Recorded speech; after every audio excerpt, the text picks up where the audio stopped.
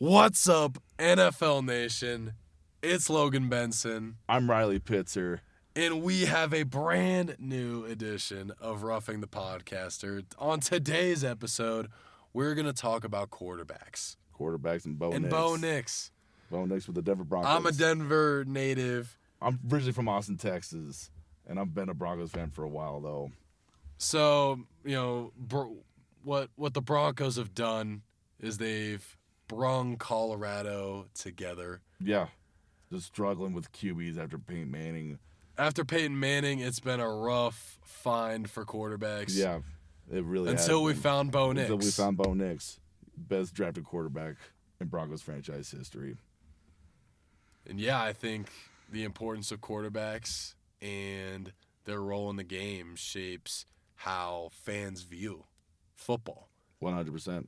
I think that having a fun quarterback to watch can also boost entertainment ratings. 100%. I feel like, you got guys like Patrick Mahomes, Bo Nix, Jaden Daniels. Who else? Caleb Williams. These guys make football fun to watch, and you see it on their faces, the intensity that a quarterback has to come in with. It's something that It's like the fire in their faces that boost them up, that boost their energy, they want to win. yeah, that's right, and it's such a beautiful thing seeing their impact reach far beyond sports. Yep, 100%. But today we're talking about the Bo Nix. This year he's thrown for just north of 2,100 yards, 18 touchdowns, and 8 interceptions. Yep.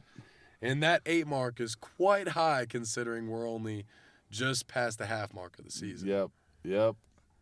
He has better stats than Cam Ward right now, that's for sure. He does. He still does, which is important to note. But, from last year's 3,700-yard, fiesta, Yep. it's a little bit of a regression, although the Broncos have a top 3 defense in the NFL, which completely makes up for Bo Nix's slightly lackluster year.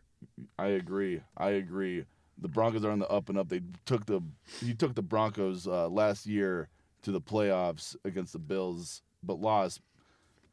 First time in eight or 9 years since we went to the playoffs since Peyton Manning. So let's talk about the quarterbacks before Bo Nix. We have Brock Osweiler, Trevor Siemian, Paxton Lynch, Case Keenum, Joe Flacco, and about 7 other guys on this list. Yeah, and Russell Wilson. Don't forget about Russell Wilson, one of the worst trades of all time when that happened in the 2022 offseason.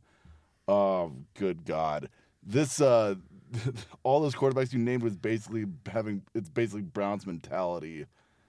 This is like a carousel of quarterbacks just not doing jack with the Broncos. So yeah, I mean it's a bunch of guys who, in my opinion, there could have been a lot more change before Bo Nix. We could have found an answer way prior before him. Yep. But we saw that kid out of Oregon, and we were like, he's going to be the truth. Yep, 100%. And so many analysts said that where we're just talking down on Bo Nix, so many of them, and he just proved the haters wrong, and I love it.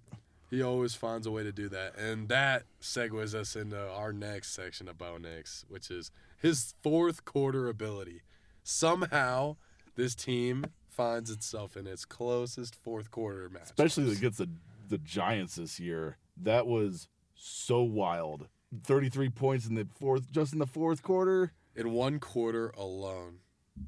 To stay 8-2. That just depicts the Broncos. Yeah.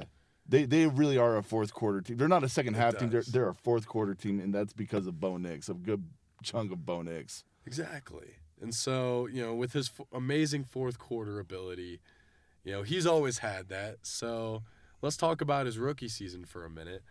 How does his performance this season, compared to other recent Broncos quarterbacks during their rookie years? I mean, his rookie season, his first year, 29 touchdowns, 12 interceptions. I mean, that's pretty good. That's pretty good just for a first-year rookie, like a first-year quarterback. That's those numbers. That's basically like some huge NFL stardom quarterbacks I think it speaks volumes to Bo Nix how in Oregon he was still able to dominate at such a high level. I mean, you look at when he played CU. Oh my With God. their stacked team with over 7 NFL players. Dude, they shut out. They completely shut out Colorado. When Colorado came to Oregon, oh my goodness, that was wild. Bo Nix just was like, yeah, we're gonna shut up Deion Sanders right now. Exactly. And so, but what are the pros and cons of plays like, let's say, the read option? What are some recent ideas about these options? Because Bo Nix loves his options. He does. He loves to scramble, and like if nothing's open, he'll just run for 20-something yards easily. And we're like, how does that happen? How does that happen? He's a really good scrambler. Yeah, he is. Now he's a great scrambler, but this season, of course, he has struggled to take care of the ball. And so the biggest question is, does his ability to avoid sacks and turnovers make him more, of a fantasy asset despite, not throwing for as many yards per throw? Yeah, I mean, it is a struggle. I mean, he needs to rely on the deep ball more, but especially Troy Franklin, he needs to catch the ball more on those deep balls. So, yeah, man, it's wild. It's crazy. It is crazy. Now, obviously, wherever you put him now in the top quarterback ranking is pretty varied. But, you talk about John Elway and Bo Nix having, two very high interception first 2 seasons, right? Do you think Bo Nix could develop into a top 10 quarterback? If he stays healthy, of all time, if injuries never happen, I mean that is part of the NFL. Unfortunately, is trying to stay healthy. If Bo Nix never has a serious injury, he'll be a top five QB of all time. Yeah, and then you also got to talk about Broncos legends like Tim Tebow, and how do you think that his versatility compares to Nix? So Tim Tebow is the only drafted quarterback to win a playoff game, and Bo Nix has yet to see that. But stats wise, Bo Nix kills Tim Tebow by far. So I mean, there's just no comparison. Yes, that play call or that call, how Tim Tebow won, that was all Demaryius Thomas. But yeah, Bo Nix will definitely top Tim Tebow. He'll win some more playoff games, that's for sure. I truly believe, if you can get the right receiving core around this guy, there's the sky's the limit for Bo. If he had the same receiving talent as Peyton Manning, like if he had like a Eric Decker, if he had a Demaryius Thomas, Julius Thomas, and all them, Bo Nix will be amazing. Right. And that's the reality of that 2016 Super Bowl. Yep. When Manning had these guys like Wes Welker. That was more the defense, but Manning did step up to the plate there. Because that offense was almost just as powerful as that defense. Well, that 2013 offense was insane when Peyton Manning threw for 55 touchdowns in one. Like, that's Madden stuff, man. That's like video game numbers. It is. And, I mean, I don't think Bo Nix will have a season like that. If he does, he needs to get the right receiving core in order that to happen. So we'll see. Who knows? Bo knows, I guess. Bo always knows. Bo always knows. I don't know. You talk about like fantasy and stuff and other quarterbacks who other people have drafted. Dude, Bo Nix. Bo Nix was the top 12. He was the number 12 overall pick in the first round, and people were saying, "Oh, he's going to be a third-round quarterback." I don't know why the Denver Broncos drafted that guy. Well, look at the numbers. He proved all the haters wrong. He really did. I mean, if you look at John Elway's number, I mean, he won 2 Super Bowls, but Bo Nix has better numbers than John Elway right now. And like we're comparing the first 2 years between Nix and Elway. Nix is on the up and up on Elway's status first 2 years only. And I think it's not just the on-the-field stuff, I think, that reminds me of Elway with Nix. Like, they both have that same competitive juice to them. They do.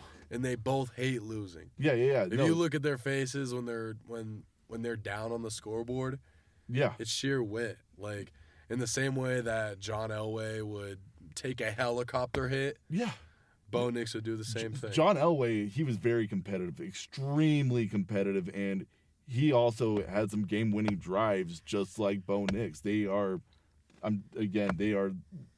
some of the best quarterbacks in Broncos franchise history by far. Exactly. And then, let's talk for a minute about like what it means to be a good quarterback, right?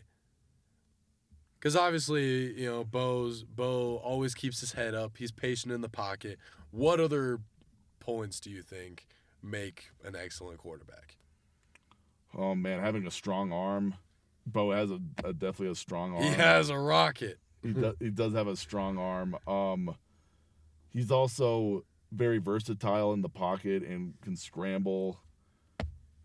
I mean, if he sees no players are open, he'll just take off. He'll take off for 20 to 25 yards. Exactly. I think it's that versatility that really separates him from a lot of other quarterbacks in this league. 100%.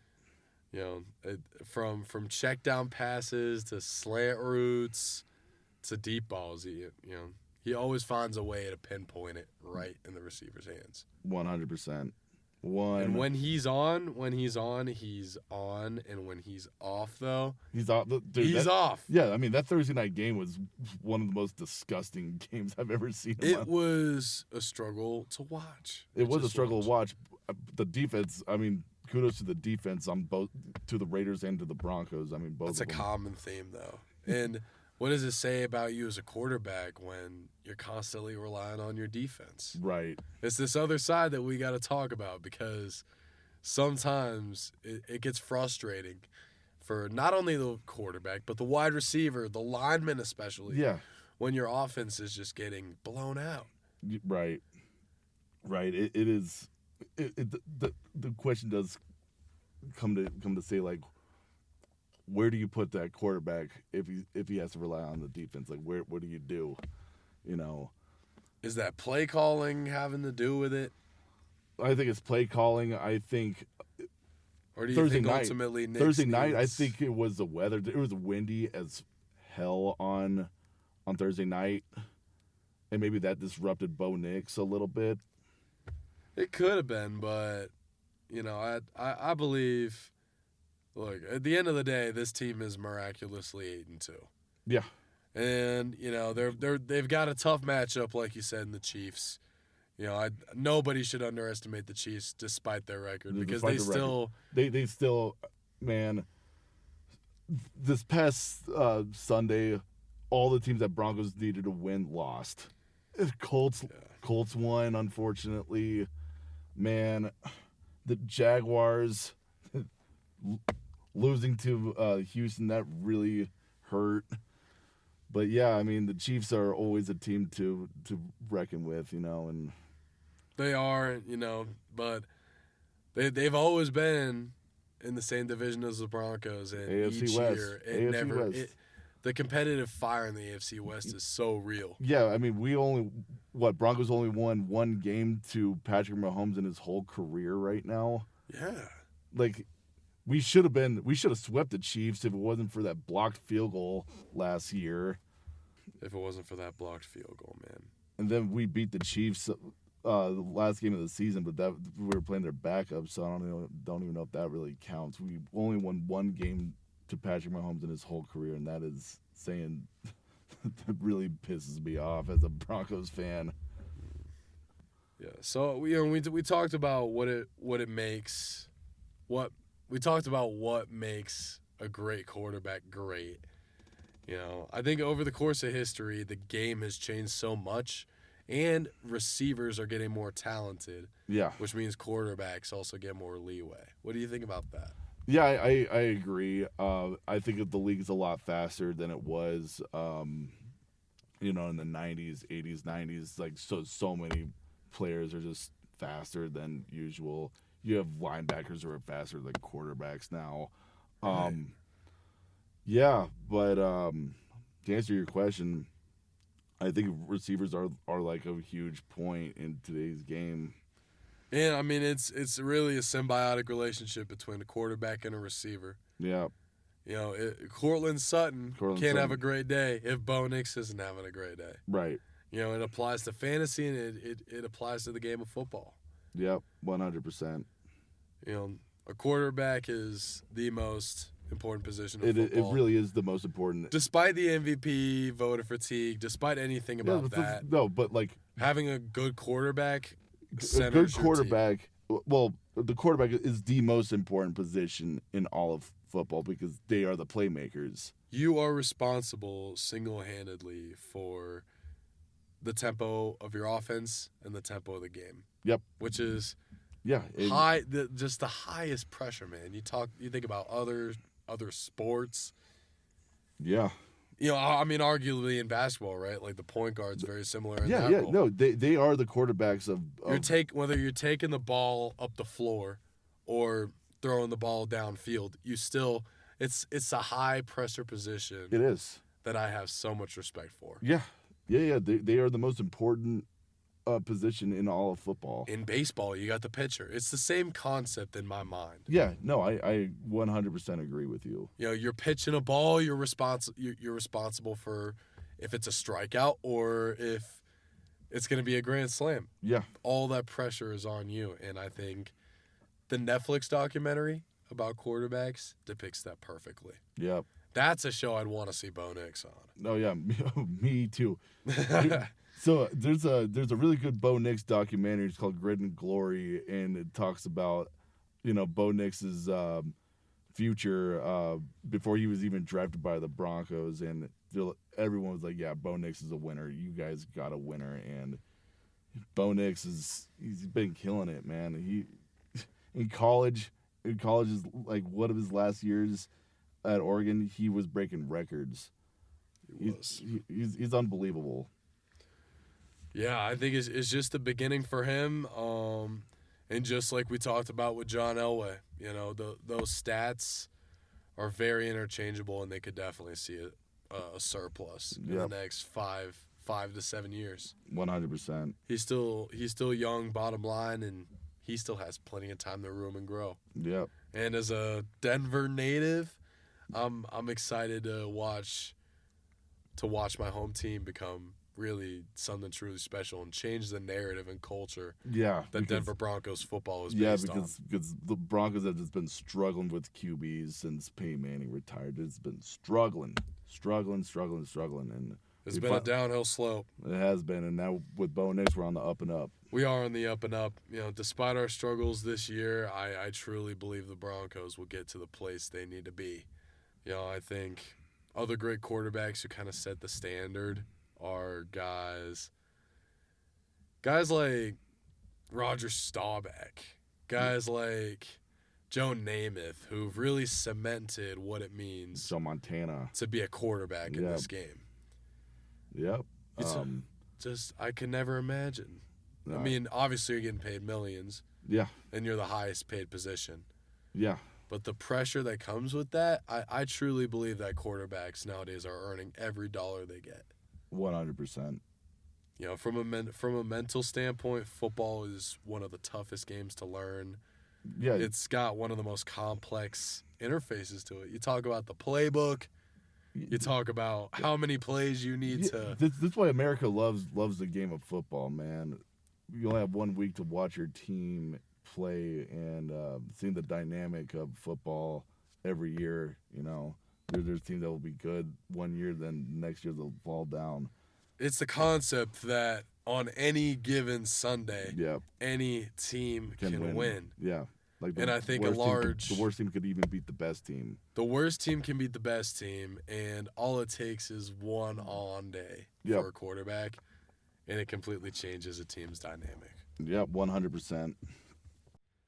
And that is just about going to wrap it up on today's brand new episode of Roughing the Podcaster. I'm Logan Benson. I'm Reilly Pitzer. It's been an absolute pleasure talking with you guys today. And without further ado, see you next Sunday for football. Absolutely. See you then.